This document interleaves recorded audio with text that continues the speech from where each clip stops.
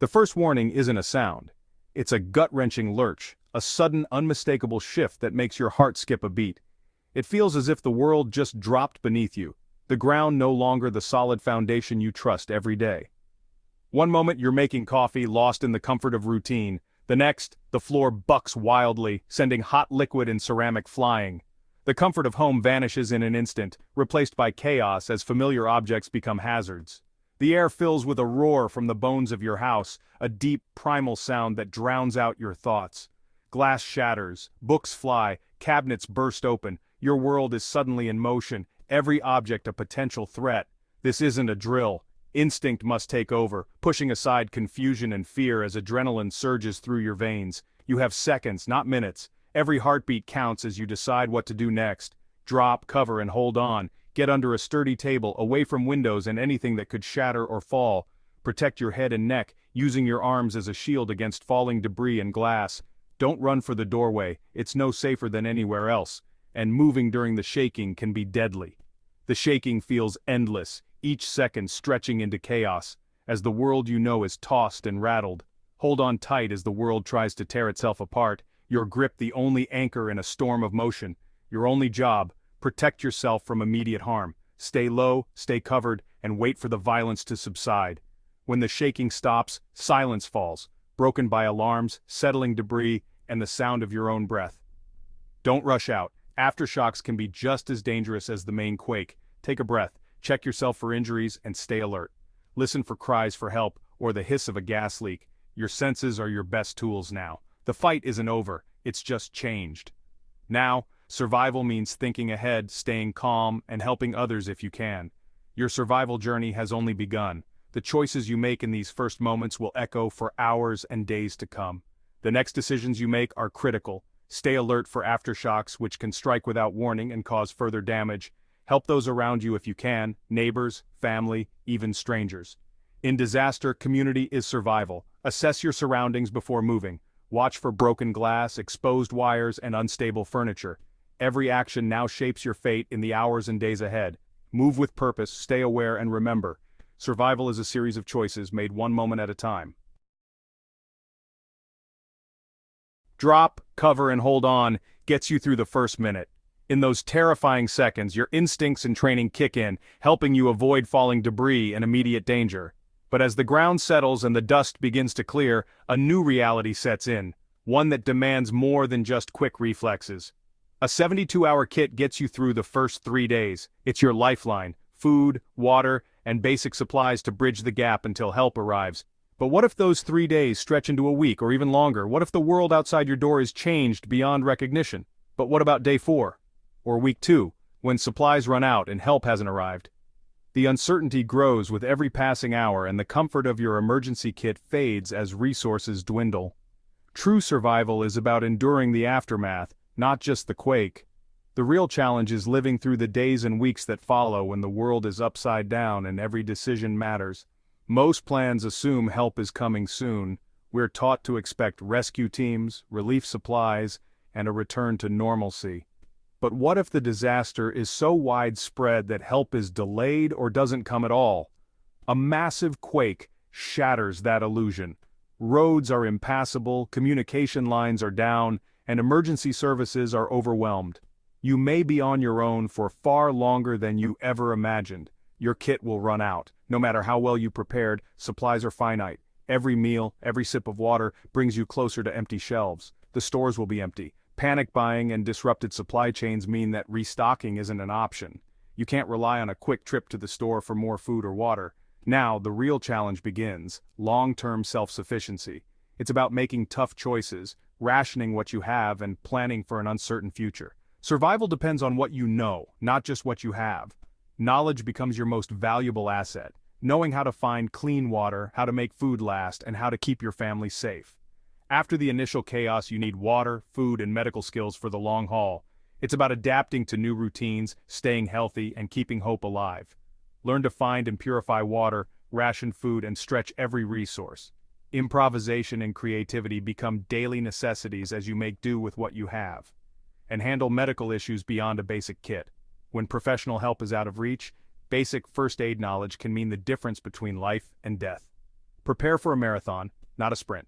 Survival is a long game requiring endurance, patience, and mental strength. Each day brings new obstacles but also new opportunities to adapt and overcome.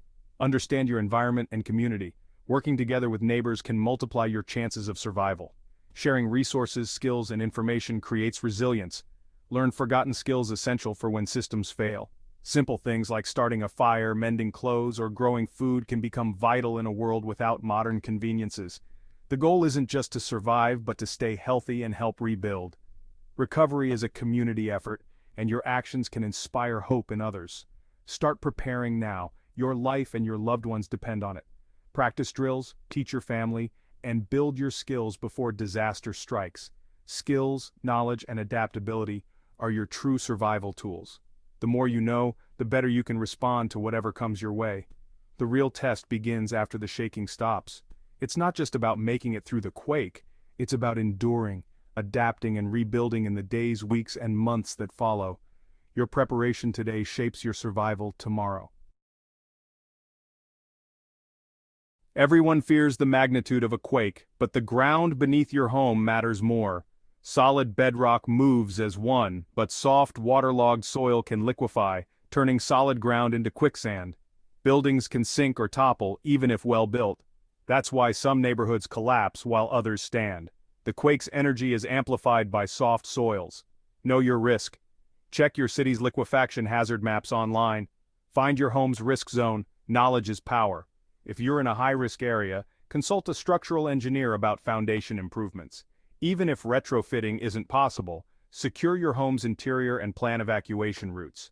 Understanding your ground isn't about fear, it's about smart preparation. Respect nature's power and act accordingly. Your home's foundation is your first line of defense. Take steps now to protect your family.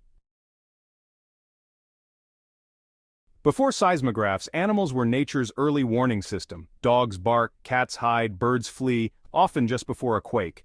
Science suggests animals sense subtle changes like faint seismic waves or shifts in the Earth's magnetic field. Pay attention to unusual pet behavior, it could be your only warning. Combine this with modern alerts. Many countries have earthquake warning apps. If your pet acts strange and your phone buzzes, take it seriously. Use those seconds to get to safety and warn others.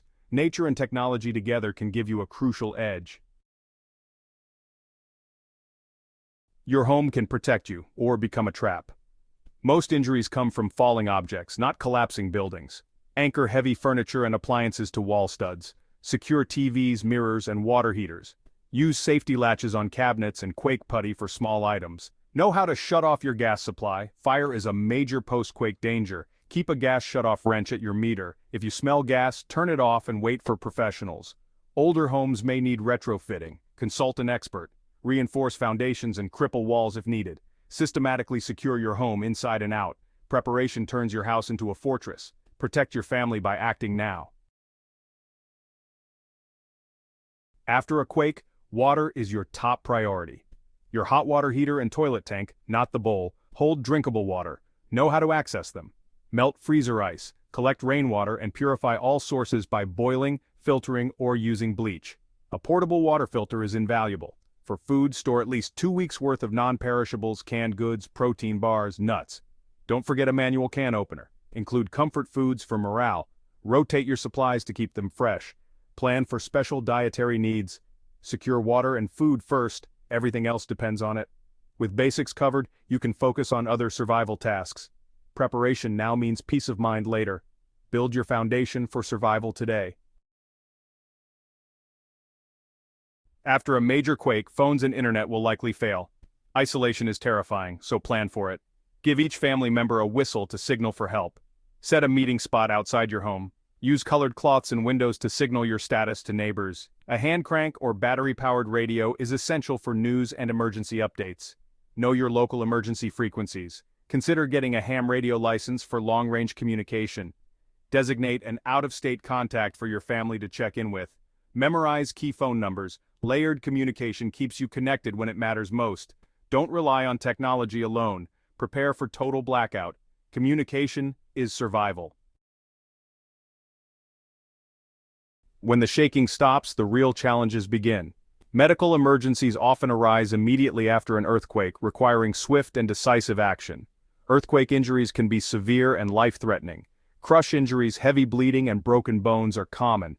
Quick response is crucial to prevent further harm. Emergency services will likely be overwhelmed, and you may find yourself as the first responder. Your actions can make a significant difference. Learn to control bleeding effectively using direct pressure and tourniquets. These skills can save lives in critical moments. It's vital to know when not to move someone trapped under debris. Moving them could cause further injury. Assess the situation carefully. Upgrade your first aid kit to include essential trauma supplies. Items like trauma shears, tourniquets, and gauze are invaluable in emergencies. Enroll in advanced first aid or stop the bleed courses. These programs provide hands-on experience and prepare you for real-life scenarios. Remember, your knowledge is more valuable than any gear. Understanding how to apply first aid techniques is crucial in a crisis. Psychological trauma is as real as physical injuries. Stay calm and reassure others, providing emotional support to those in distress. Assign clear tasks to people around you to help restore a sense of control and order. This can be comforting in chaotic situations. Encourage open discussions about fears and experiences. Sharing can be therapeutic and help in processing the trauma. Mental health care is as important as physical health care. Practice stress relief techniques and support each other emotionally. Prepare both your supplies and your skills. Regularly check your emergency kits and refresh your first aid knowledge. The person with the most training is often the most valuable in a crisis. Be that person by continually enhancing your skills. Practice your skills regularly. Engage with your community in training sessions to ensure everyone is prepared. Confidence and calmness can save lives. Lead by example and help others maintain composure during emergencies. Survival is both a physical and mental challenge. Support each other, addressing both physical injuries and emotional needs to overcome adversity together. The ultimate secret to survival isn't gear, it's community. No one survives alone. Real survival is a team effort. Build trust and support with your neighbors now. Share skills, pool resources, and create a contact list.